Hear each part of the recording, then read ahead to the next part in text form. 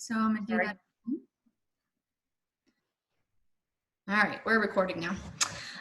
So Diane today is going to be speaking on receiving SSDI and SSI while working, and is going to provide us with an abundance of information. So I would ask that you save all questions until the end. So Diane, I'm going to turn it over to you. Okay, thank you.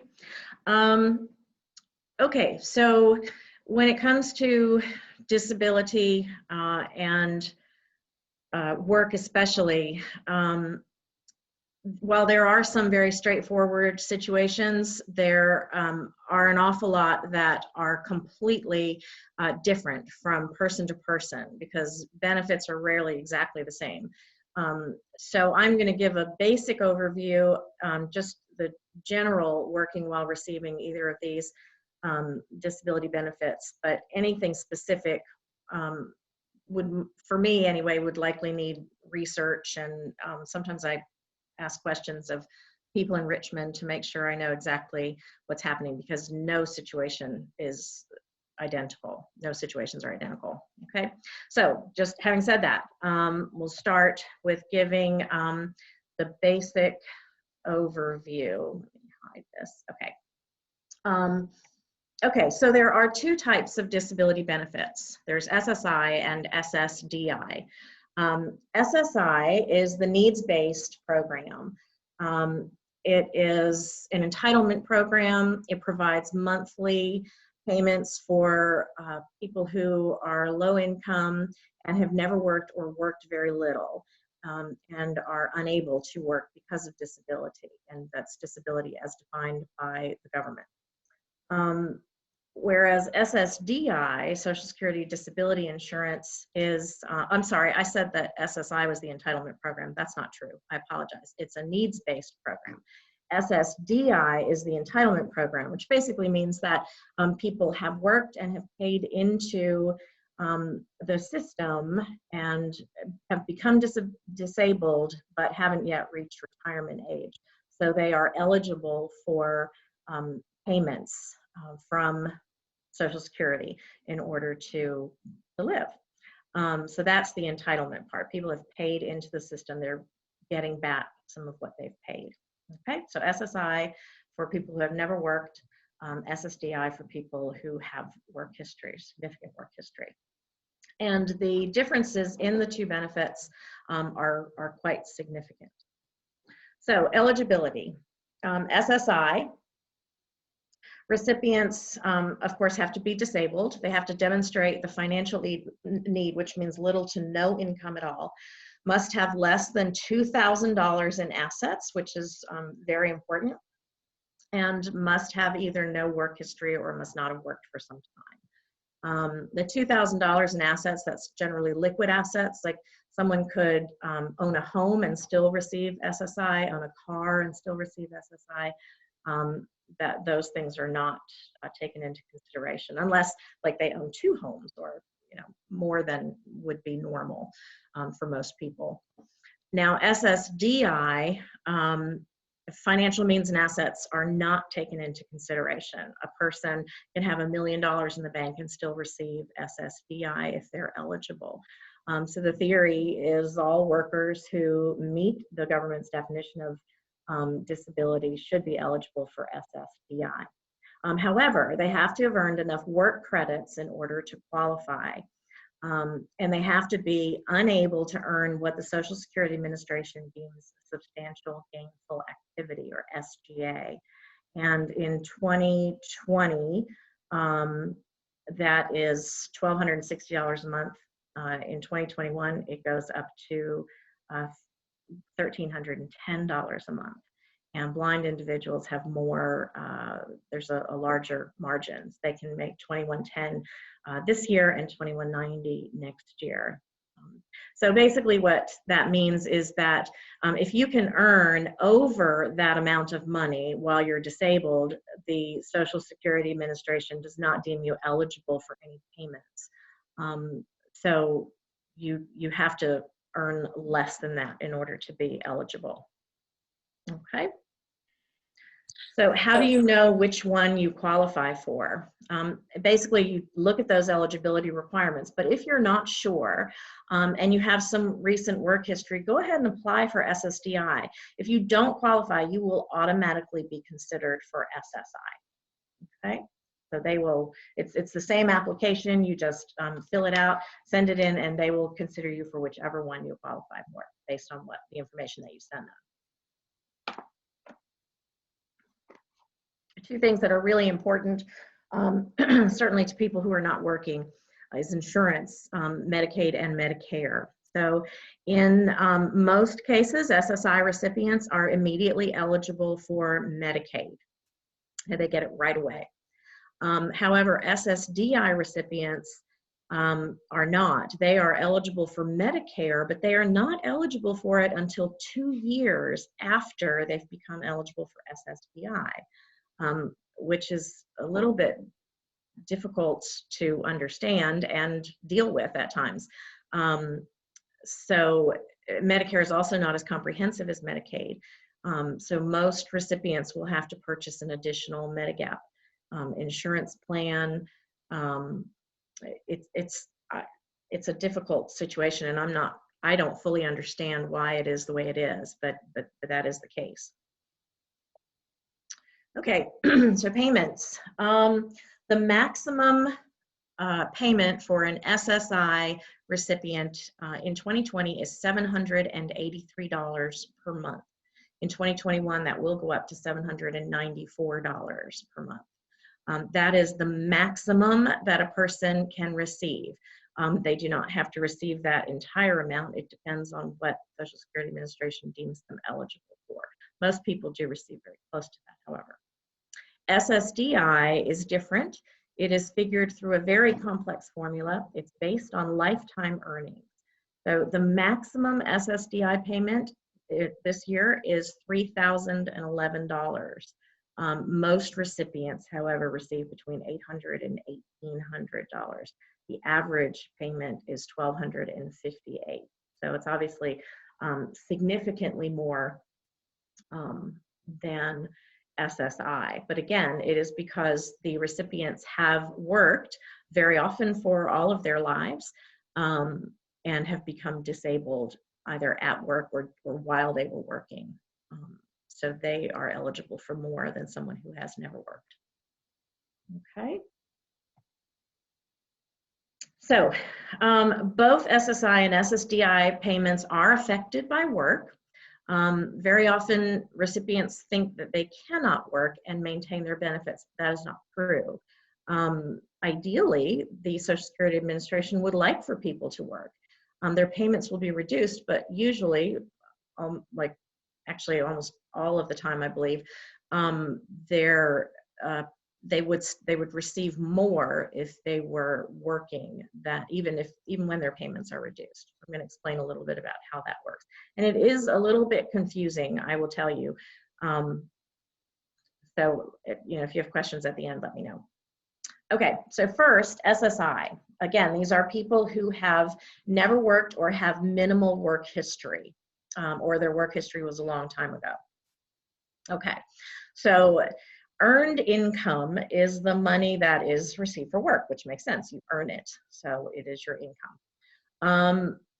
If an SSI recipient has earned income and no unearned income, and I'll explain that in a little bit, the Social Security Administration will exclude the first $85, 65 of which is the earned income exclusion, or the EIE, and $20 is the unearned income exclusion, UIE. So basically what that means is that money, that $85 is not reduced in any way by work.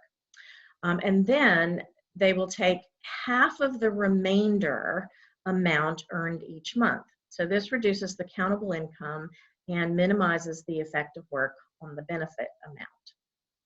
Okay, so I'll explain how that works. Again, I know it's confusing when you're just hearing it. Okay, so the example. An SSI recipient receives a benefit of $750 per month, okay? And they earn $1,465 per month. The Social Security Administration will subtract the $85, the EIE and the UIE, to get $1,380. And then half of that, $700, to get the countable income. The countable income will then be subtracted from the SSI payment, $750. So the final benefit would be $60. However, this person who was making $750 with Social Security is now making substantially more. So they can, basically the person can earn approximately $1,500 a month before the SSI benefit is reduced to zero. Something that's very important to remember, however, is an SSI recipient must receive at least $1 a month in order to maintain Medicaid benefits. So they can't allow their SSI benefit to go away completely if they want to keep their Medicaid benefits. Okay, I hope that was clear. I know I find it confusing, so I'm sure it is when it's explained. Okay, so unearned income is treated differently. Unearned income would be something like spousal support, cash gifts, in-kind support like food or housing. And that reduces the SSI benefit dollar for dollar after the $20 exclusion, okay? So generally, it's better not to receive that sort of, it's better not to receive unearned income. You will lose the benefit much more quickly. And the example I have here is I work with someone who got divorced and is eligible for spousal support from her husband, but she receives SSI. And her benefit is about $750 per month, which is approximately what he was going to pay in spousal support. But if he did that, then she would basically receive no benefit and would lose her Medicaid. So they're having to look at different ways to manage that spousal support so that she's able to maintain her benefits and her Medicaid. Okay, so it's unearned income is is something that has to be looked at very, very closely. Earned income, you know, you can, it's much more flexible. Okay, so for SSDI recipients, work is treated much differently, and it's much, much more flexible. Okay, so SSDI recipients can work up to substantial gainful activity without their benefits being impacted at all. So the SGA amount is $1,260, $221.10 for blind individuals. This is the amount over which, again, the SSA has determined that an individual is self-sufficient. So if you can make over $1,260 per month, the Social Security Administration does not believe that you need any benefit. A person receiving SSDI can get whatever their benefit is, say it's $1,000, they can make $1,260 in 2020 per month over that amount and still be fine. Okay. Now, ideally, the Social Security Administration would like for everybody to go to work. Obviously, the more they work, the less Social Security is taxed, or taxed meaning, you know, is where there's a burden put on them to pay. I don't mean taxes. So, and there are people who are disabled who would either like to get off their benefits altogether because they believe that their disability is either not permanent or is not enough to keep them from working. So there is a program to allow all benefits recipients to go back to work, to test his or her ability to go back to work. They can enter into a trial work period, a TWP program. And that will, the Social Security Administration will allow a person to earn over SGA during that period, okay? And again, this is confusing.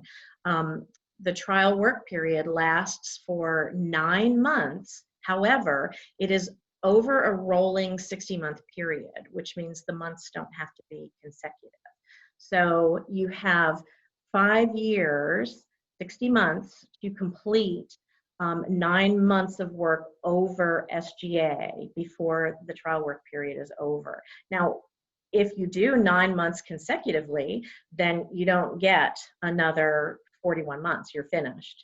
But you can work a month over SGA, you can work, and then 3 months under SGA, another month over SGA, and 5 months have passed, but you've only done 2 of those months. So it is 9 months over a rolling 60-month period. Okay. Also, trial work period months. There are any. This is a confusing thing. There are any in which the beneficiary makes more than $910, okay? And I realize that is less than SGA, but that's the amount that the Social Security Administration has determined is the trial work period. So you can work during the trial work period and make as much money as you can. You can make $5,000 a month if you want, but anything over 910, which is less than SGA, is considered trial work period. Again, it can be confusing because those amounts don't match. Okay, so when the trial work period is over, the recipient is entitled to benefits for any month in which earnings fall below SGA during the next 36 months. This is called the extended period of eligibility. So if the recipient earns more than SGA, he won't receive a check. But if his earnings fall below SGA, a full check will be received. So you have quite a long stretch of time in order, to make sure that you're comfortable working. So if your trial work period's over, say you've worked 9 months consecutively over SGA, for the next 36 months, if you fall below SGA, you will get part of your benefit. If you stay above SGA, you will not, okay? And if you lose the job during that period, again, 36 months, you can fully restart your benefits, all right? It's the extended period of eligibility. So it gives quite a long stretch of time to make sure that you're comfortable working and you know that this is something you can do either with your disability or until your disability ends. Okay. There is also a period of expedited reinstatement, the ER, which allows recipients to request reinstatement of benefits within 5 years of termination if their income falls below SGA or stops altogether. So you have to file an application with the Social Security Administration, and the recipient could receive up to 6 months of provisional benefits while the SSA determines eligibility. However, eligibility is not guaranteed during that time or at all. So the 6 months of provisional benefits that you can receive, those are yours to keep. But if they say, after that 6 months that they don't believe you're eligible any longer, the benefits will not be reinstated. And that's part of the reason that people are reluctant to go through that trial work period and lose their benefits altogether. It can be a little scary if you feel like you're going to need them in the future. There's also a program called Ticket to Work. It's a voluntary program, and it's designed to help people become financially independent once they go back to work. If you're receiving benefits from the Social Security Administration, you can use the ticket that's issued by them to obtain services and supports to help you get back to work and maintain your employment. So the Social Security Administration pays approved providers of those services. They're referred to as employment networks, or ENs, when the ticket holders are serving go to work and achieve designated levels of work and earnings. And it works in conjunction with the trial work period program and is not separate from it. So if you have a ticket to work and you're getting these services, you have to bear in mind that that trial work period program is working in conjunction with it. So you still only have that 9 months over that, rolling over that 15-month period. There are incentives that can reduce countable income and maximize benefits. Anyone that has a disability that needs accommodations or things like that, we want to take those into consideration. But some of the things that are incentives are the PASS, which is the Plan to Achieve Self-Support. And it allows workers to save part of their earned income for educational or work-related items. And so that could allow a person receiving SSI to go over that $2,000 in assets, as long as it is earmarked for something educational or work-related. And an application has to be filled out. It has to be approved by the Social Security Administration before that can happen. You can't just put money in an account and say, oh, I'm saving for that. It has to be approved, and they are not all approved. So that's something to take into consideration. There are work expenses for blind people, which allow all costs related to the job, even those that are not related to blindness, they're taken from countable income. That's incredibly helpful. There are IRWEs, impairment-related work expenses, which are any disability-related work expenses the worker pays for out of pocket. Like, say a person cannot drive and they pay someone to drive them to work each day. If they can't drive because of their disability, then that would be a work expense. They need to get to work. They have to pay someone to take them. So that money comes off their countable income. Subsidized employment, when an employer pays more than the reasonable value of the work because of the worker's disability. And the overage is counted as a subsidy, and it's included in countable income. So if you were wanting to go back to work, this is something that, if you worked with someone like me, this is something that we would look at closely to figure out what sort of work expenses you might incur and how they could come off your countable income. Reporting. This is something that's incredibly important and something that a lot of people do forget to do. So all income, earned and unearned, for SSI and SSDI recipients must be reported to the Social Security Administration, along with the start and stop dates for any job, changes to hours or pay, and work-related expenses. And it must occur monthly by the 6th by phone or by the 10th by mail. It can also be submitted via email. You just have to find out who at the Social Security Administration would receive your reporting. This is incredibly important because there have been situations where an overage has occurred. The Social Security Administration is not always operating, or often maybe operating in real time. The information that they receive can be delayed. So you could work and receive your benefits if you're not reporting, and they don't know that your benefit is supposed to be reduced. They can come to you at any point in time and say, we overpaid you. You know, you were working, we didn't realize, we overpaid you, so now you have to pay all of that money back. That happens on a fairly regular basis, really.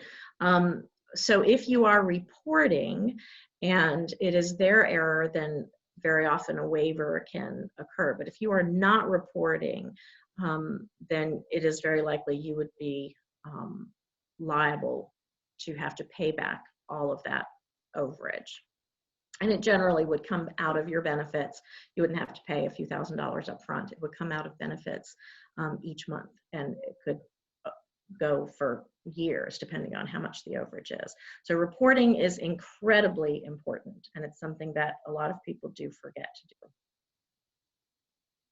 So in summary, working is a great way to improve quality of life. It can ease financial burdens. It can give a sense of purpose and accomplishment. But there are so many variables at play when working with Social Security benefits. It can be really complex depending on each individual situation. So this is just a basic overview, but most people or many people receive benefits from possibly different sources. They might have both SSI and SSDI. They might have benefits coming from a parent. It can be very, very confusing. So you want to touch base with someone who can find that information out for you, either at the Social Security Administration or, of course, here. You can, call our number and say that you need some help with that, and someone will get back to you, usually me, and help, sort of determine what you need. Okay, so that's basically it, I think, for the presentation. Does anybody have any questions?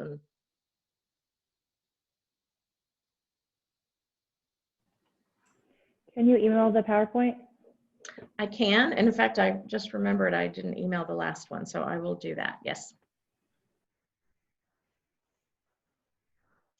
Anything else?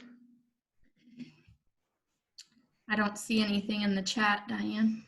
Okay, well, that's all I have then. All right, thanks guys for joining, and bear with me one second. We do not have a lunch and learn next Tuesday because it's election day and we're closed, but the next lunch and learn will be on Thursday the 5th with Vale's Miss Alana schooling us on some money skills. So feel free to join us or tell your friends, have people join, and we will see you then. Thanks, Diane. Thank you.